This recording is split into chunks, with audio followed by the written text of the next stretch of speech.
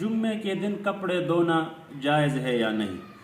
تو جمعے کے دن، ہفتے کے دن، پیر کے دن، منگل کے دن، جس وقت بھی موقع ملے کپڑے دھونے کے لیے کوئی وقت متعین نہیں ہے، یا کسی وقت میں دھونا اس کا منع نہیں ہے کہ جمعے کے دن کپڑے نہ دھو۔ حالانکہ جمعے کا دن تو ہے ہی صفائی کے لیے، غسل کے لیے، کپڑے صاف پہننے کے لیے، خوشبو لگانے کے لیے، نماز کی تیاری کے لیے، تو عورتوں کے لیے کوئی پابندی نہیں، چاہے وہ جمعے کے دن کپڑے دھوئے، چاہے وہ ہفتے کے دن دھوئے، چاہے وہ اتوار کے دن دھوئے، کوئی ممانعت نہیں۔